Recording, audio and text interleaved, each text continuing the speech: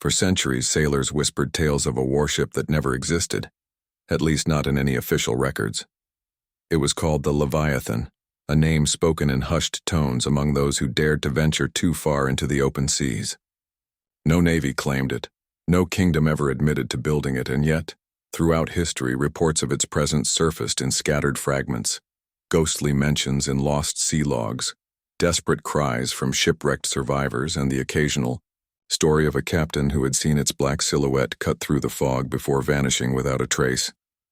The Leviathan was described as an impossibly large warship, unlike anything built in its supposed era.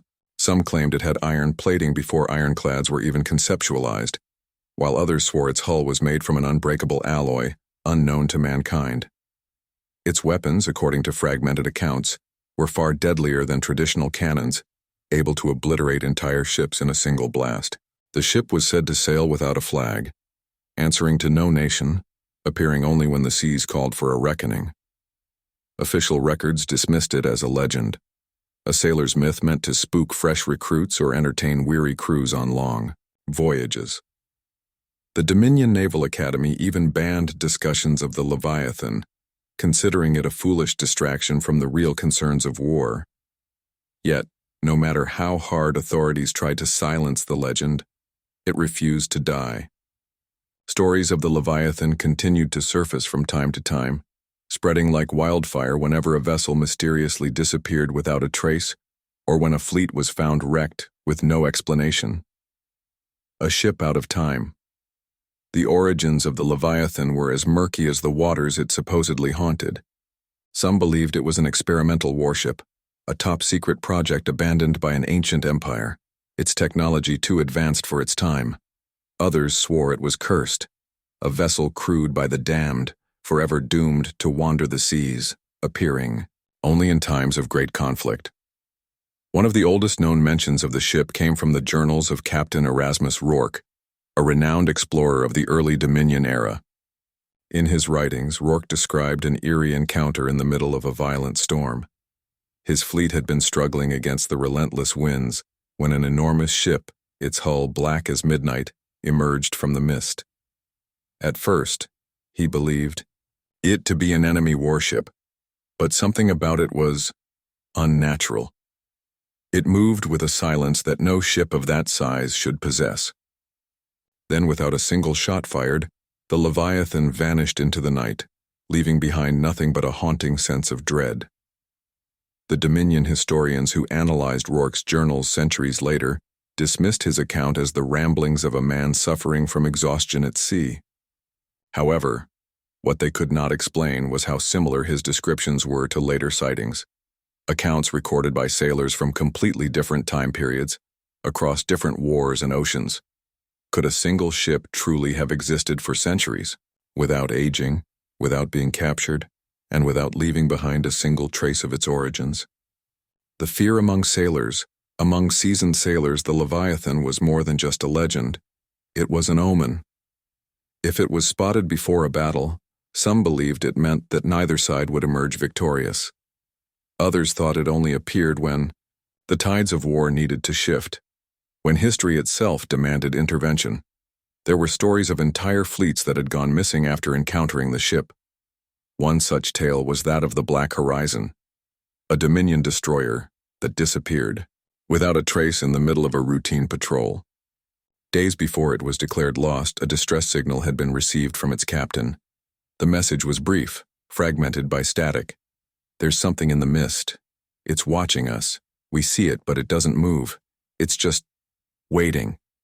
No flag. No. Then, silence. When search parties were sent to find the Black Horizon, all they found were pieces of its wreckage floating in the waves, shattered as if it had been torn apart by something far more powerful than any known weapon. No bodies were ever recovered. Another account came from an old merchant captain named Elias Hargrove, who claimed to have seen the Leviathan in his youth. He recounted the night with a haunted look in his eyes, telling the story in hushed tones. "At seaside taverns, we were caught in a thick fog," he once told a group of young sailors, "thicker than any I'd ever seen. Then, out of nowhere, this thing loomed out of the mist. It was massive, bigger than any warship, bigger than any fleet. No lights, no sound. Just there. I don't know how long we stared at it before. It moved, but when it did, it was gone in an instant like a ghost. Hargrove never returned to the sea after that encounter. He died an old man in a small coastal town, still haunted by the sight of that impossible warship. The forbidden search over. The years. There were those who sought to uncover the truth behind the Leviathan. Some were adventurers driven by curiosity and the thrill of discovery. Others were military officials, desperate to find out whether the ship was an unknown enemy weapon or a relic of their own lost history. One such effort was led by Commodore Alistair Grayson, who was convinced that the Leviathan was real and that its origins could be traced to a forgotten Dominion shipyard. He spent years gathering information, piecing together fragmented reports and even bribing exiled sailors for any clue they could offer. Eventually, he pinpointed a location deep in uncharted waters, an area known as the Veil of Shadows, where compasses spun aimlessly, and no ship that entered was ever seen again. Grayson took a small fleet into the Veil, determined to uncover the truth. Days passed with no word. Then a single ship returned, a supply vessel that had accompanied his fleet. Its crew was found adrift, half mad with fear. They refused to speak of what they had seen, but one man, delirious and near death, whispered a single phrase before succumbing to his wounds. It woke up. After that, the Dominion ceased all investigations into the Leviathan. The remaining records of Grayson's expedition were classified, buried under layers of secrecy. The government issued a simple statement: the ship does not exist. The myths are false. There is nothing in the mist. And yet those who knew the sea, those who had sailed too far and seen too much, continued to whisper the name in fear. The Leviathan was no myth. It was waiting, and one day it would return. Demi, world at war, the Dominion Empire had ruled the seas for centuries, its fleet unmatched in strength, discipline, and technological superiority. But power breeds enemies. Over time, rival nations and rebellious colonies formed an alliance against the Dominion, calling themselves the Coalition. Their goal was clear: break the Dominion's naval stranglehold and reclaim the seas for themselves. The war had raged, for years each side trading victories and losses, but now it was reaching its climax. A final, decisive battle was inevitable, a battle that would determine the fate of global power for the next century. The Coalition assembled a fleet larger than any seen before.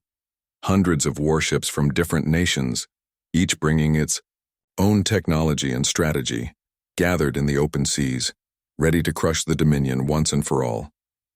Meanwhile, the Dominion, though outnumbered, prepared to fight with the desperation of a cornered beast. At the head of the Dominion's forces was Admiral Elias Vance, a hardened veteran who had survived more battles than most men had fought. He knew the odds were against him, but he was prepared to go down fighting. What he did not know, what no one knew, was that something ancient was about to awaken. The mist before the storm as. Both fleets maneuvered into position. An unnatural fog began to roll in across the sea. It came swiftly, too swiftly to be a natural phenomenon. One moment the sky was clear, the next, the horizon was swallowed by an eerie, impenetrable mist. Vance stood on the deck of his flagship, the Iron Requiem, watching as the white haze thickened. The sun disappeared behind the fog, and soon, even, the closest ships in his fleet became little more than dark, shifting shadows. His officers murmured nervously. "Admiral, this isn't right," one of them said. "No storm was forecasted. The air is dead. No wind, no movement. It's unnatural." Vance had seen many strange things at sea, but this was different. The fog carried a weight, a presence, as if something massive lurked within it unseen. A ripple passed through the water. The officers fell silent. The men on deck gripped their weapons, feeling an unease they couldn't explain. Then, deep in the mist, something moved, a dark shape, impossibly large. A silhouette of a warship, but larger than anything Vance had ever seen. It moved without sound, gliding through the fog like a predator stalking its prey. The shape was distant just beyond full view, as if it were watching, waiting. Then, in an instant, The fog thinned, and the shape disappeared. Vance exhaled, realizing only then that he had been holding his breath. He turned to his officers. All ships hold formation. The battle is about to begin. But deep down, a cold feeling had settled in his gut. Something was coming. Something older than the Dominion, older than the Coalition, and it had just woken. The battle begins. The Coalition launched the first attack. Warships from the Eastern fleets fired long-range cannons, sending waves of firepower toward the Dominion's defensive lines. The Iron Requiem shook under the force of the impact, but Vance held firm, ordering his fleet to return fire. Cannons roared, torpedoes cut through the waves, and the sky lit up with the fury of war. The sea became a graveyard of burning ships and shattered hulls. Despite their smaller numbers, the Dominion fought with ruthless precision, their warships maneuvering expertly through the chaos. For a time, it seemed they might hold the line. Then the Coalition revealed its trump card. A fleet of dreadnoughts, massive warships bristling with experimental weaponry, surged forward. These behemoths were designed specifically to counter Dominion tactics, their hulls reinforced against traditional cannon fire, their guns capable of destroying a ship with a single, well-placed volley. Vance watched in grim silence as one of his battleships, the Stormbreaker, was torn apart in seconds, its hull splitting under the onslaught of concentrated fire. Another ship, the Vanguard, took a direct hit to its magazine and erupted in a ball of fire. The Dominion was losing. Vance clenched his fists. This was it. If something didn't change soon, the battle and the war would be lost. Then, the sea trembled. The arrival of the Leviathan, a low, unearthly rumble rolled across the battlefield, deep and resonant, like the growl of a beast waking from its slumber. The waves surged, tossing ships like toys. The battle stalled as both sides turned toward the horizon, searching for the source of the disturbance. Then through the mist it appeared. A warship, massive beyond comprehension. Its hull was blackened with age, scarred from battles fought in long-forgotten wars.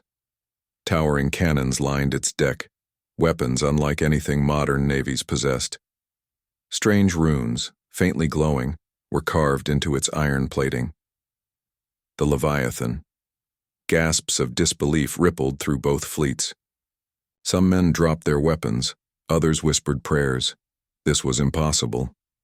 The Leviathan was a myth, a legend told by old sailors to scare recruits. And yet, here it was. Without warning, the Leviathan opened fire. A single blast from its forward cannon tore through a Coalition dreadnought as if it were made of paper. The explosion sent shockwaves across the sea, throwing smaller ships off course. Coalition commanders scrambled to respond, ordering their fleets to fire upon the unknown warship. Cannons thundered, torpedoes streaked through the water, but nothing touched the Leviathan.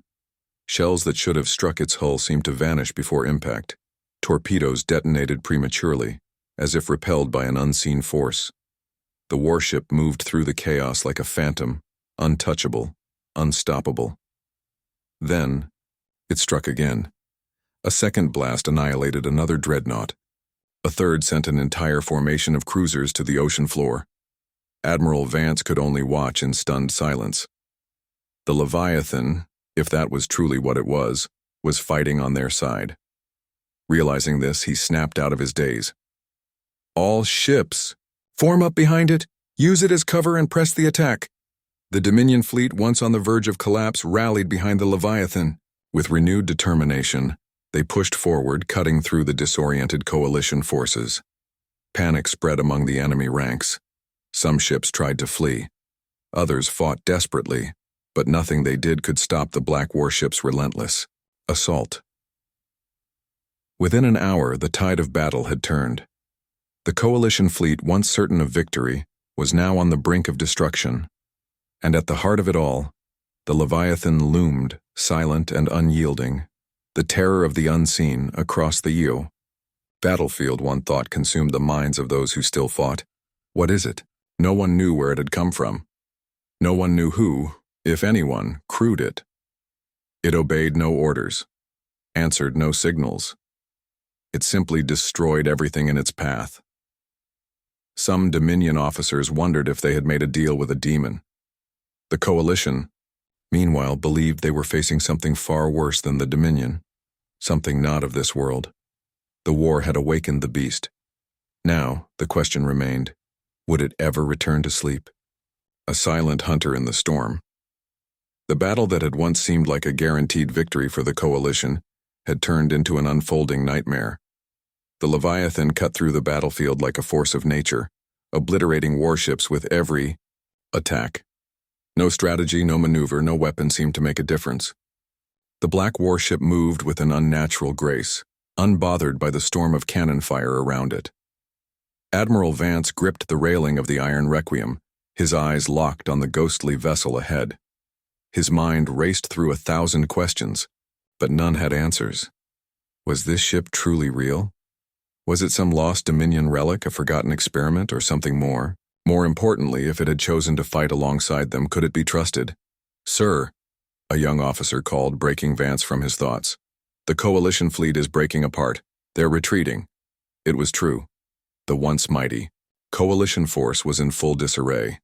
Some captains were attempting to regroup, while others had lost their nerve entirely and turned their ships away, desperate to escape the carnage. But escape would not come so easily. The Leviathan moved again, its massive silhouette vanishing into the mist only to reappear at a new angle moments later. It was hunting. A group of Coalition cruisers attempting to flee suddenly found themselves in its path. A single blast from the ancient warship's forward cannons reduced them to wreckage in an instant. The sea swallowed their remains, and the Leviathan moved on, searching for its next target. Aboard the Iron Requiem, Admiral Vance issued new orders. "Push forward. Engage any remaining Coalition warships. Don't let them regroup." The Dominion fleet, emboldened by the destruction of their enemies, surged forward in formation, their guns blazing. Ships that had been moments from sinking now fought with renewed vigor. The once overwhelming forces of the Coalition were dwindling fast. And yet, despite the Leviathan's intervention, an unease settled in Vance's gut. Something wasn't right. The fading signal on the edge of the battle, the Dominion submarine Spectre watched from the depths. It had been sent ahead of the main fleet to gather intelligence on the Coalition's formations, but now, its mission had changed. Commander Hallward, the sub's captain, adjusted the sonar controls, his face pale. "I don't understand. The readings don't make sense."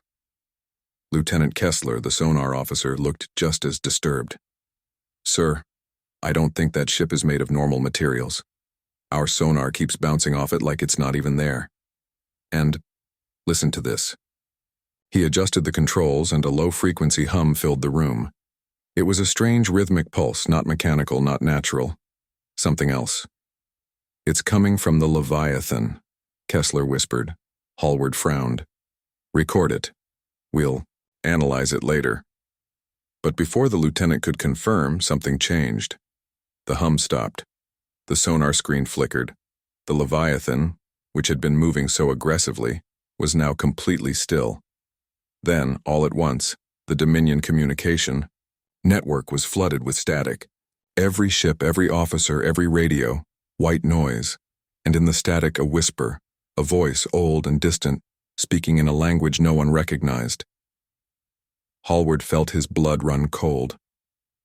The Coalition's desperate gamble. Meanwhile, aboard the Coalition, flagship Resolute, Admiral Stenson knew that defeat was inevitable. His fleet was collapsing and the Leviathan had turned their greatest battle into a massacre, but he wasn't ready to surrender. "Bring out the experimental payload," he ordered. His officers hesitated, eyes widening in shock. "Sir, you can't." I do mean it," Stenson snapped. "This ship was designed for one purpose, to break the Dominion's dominance. If we can't have this war, no one will." Deep within the Resolute, hidden behind layers of reinforced plating, was a weapon never before used in battle. A destabilized energy warhead, an experimental bomb capable of wiping out everything within miles. It had been a last resort, a weapon of total destruction. Now Stenson was willing to unleash it. "We'll lure the Leviathan in," he said. "When it gets close enough, we detonate." The officers hesitated no longer. Orders were issued. The trap was set, a fatal mistake. The Resolute moved toward the heart of the battlefield, making itself an obvious target. It fired its weapons wildly, hoping to draw the Leviathan's attention. It worked. Through the mist, the massive warship began to turn. Slowly, steadily, the Leviathan closed in, its ancient cannons primed to fire. Admiral Stenson stood on the bridge of his ship, watching through gritted teeth. "Come on. Just a little closer." On board, the Resolute, the countdown had begun. The bomb was ready. But then something happened that no one expected. The Leviathan stopped. The air grew heavy. The waves around the ship stilled. A deep vibration, almost imperceptible, passed through the... Then the voice returned, not over the radio, not through any technology. It was inside their minds. A single word: leave. Panic spread through the Resolute's crew. Men clutched their heads, shaking, some dropping to their knees in terror. Admiral Stenson tried to issue an order, but his throat went dry. His heart pounded in his chest. And then, the Leviathan fired. A beam of searing energy, unlike anything seen in naval warfare, cut through the Resolute. The ship never even had time to detonate its warhead. It was obliterated. Instantly, its remains scattered into the sea. The Coalition fleet watched in horror. Their leader was gone. Their secret weapon had failed, and now they had no choice but to run. The vanishing Titan. With the Coalition broken, the battle was over. The Dominion fleet took control of the battlefield, collecting survivors and securing what little wreckage remained. But the Leviathan did not stay. As quickly as it had appeared, it began to move away, vanishing into the mist once more. Admiral Vance called out on every channel, attempting to communicate with the mysterious warship. No response. Vance turned to his officers. "Track its heading," he ordered, but when they checked the instruments, the answer made no sense. "Sir," one of the technicians said, his voice shaking, "it's heading for open ocean." Vance frowned. "And?" The technician swallowed. Hard. "Sir, at that heading there's nothing there. No islands, no land, just water. And if it keeps going in that direction..." He hesitated. Vance leaned in. "What?" The technician exhaled. "It'll be sailing directly into the veil of shadows, the uncharted waters, the place where no ship had ever returned. And just like that, the Leviathan was gone, vanished into the unknown, leaving behind only wreckage, whispers, and the terrifying realization that it had not been a myth. It had been real. And it had chosen to reveal itself only when history demanded it, echoes of the impossible. The sea was quiet again. Where once there had been the thunder of cannons and the screams of men, now there was only the gentle lapping of waves against ruined steel. The battlefield had become a graveyard, floating wreckage, lifeboats filled with survivors, and a sky darkened by the smoke of burning ships. Admiral Elias Vance stood on the deck of the Iron Requiem, gazing into the mist where the Leviathan had disappeared. His men worked around him, hauling the wounded aboard and assessing the damage, but Vance barely noticed. His mind was somewhere else. "What the hell was that?" one of his officers muttered.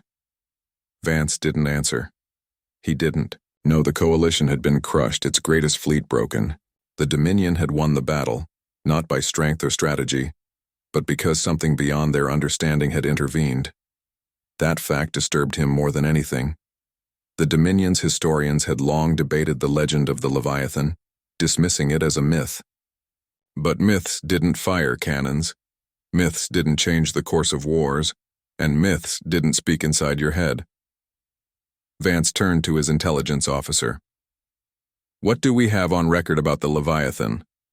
The man hesitated before responding. "Sir, I've searched the archives. The earliest records mention it appearing during great conflicts, always when the fate of the seas was at stake. Some accounts claim it's been seen in different centuries, different wars, long before our time. No one knows who built it. No one knows if it's manned. Vance frowned. What do you believe? The officer hesitated. Sir? I don't think it's just a ship. Vance exhaled, staring at the horizon. He had spent his life at war, but this was something else. And it wasn't over.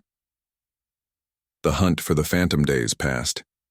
The Dominion consolidated its victory, reclaiming ports and territories lost to the Coalition. But Admiral Vance had little interest in politics.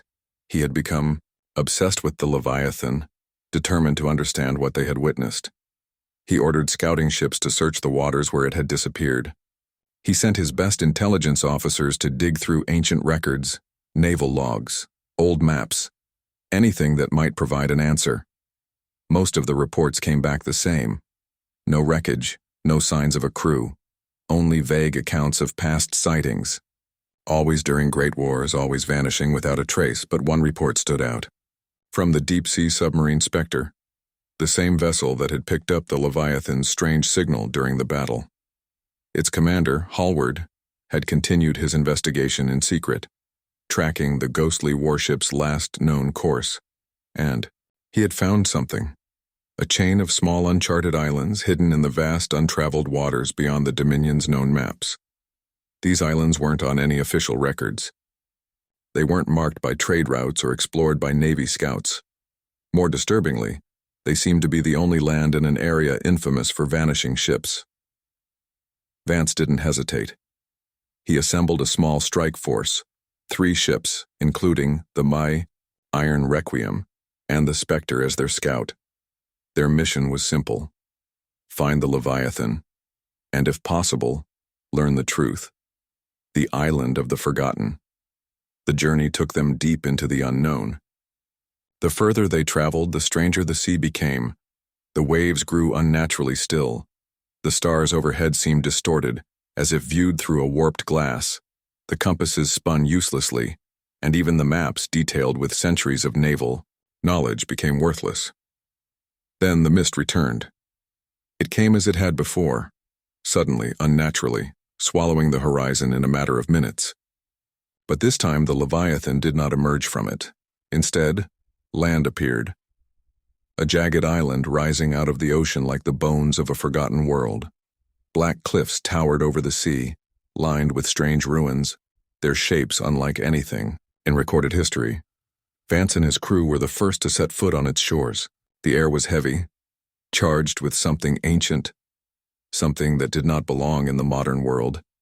They found shipwrecks, many of them, vessels from different eras, some so old that their wood had turned to stone.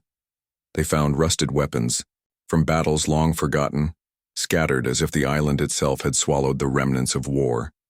And then they found the dock, a massive harbor carved into the cliffs, designed for a ship far larger than anything in their navy. It was empty now, but the evidence was clear. The Leviathan had been here. The truth beneath the waves. As night fell, Vance and his men camped near the ruins. They had brought supplies, weapons, but deep down he knew none of it would matter. Something watched them. The air felt alive, like the island itself was aware of their presence. The whispers returned, faint at first, carried on the wind. But they grew louder. And then the sea moved. Not with waves, not with a storm, but as if something beneath it had shifted. And then they saw it. A great shadow in the water, larger than any living thing should be. Not just a ship, not just a machine, something more, a relic of an age beyond history. A war machine forged by hands no one could remember. And then came the voice, not over the radio, not spoken aloud, but within them. You are not ready. The word sent ice through their veins. Vance, gripping his sword, stepped forward. Who are you? He demanded. What are you? The water churned. The shadow beneath the waves seemed to shift, watching, judging. We are what war creates. A deep silence followed.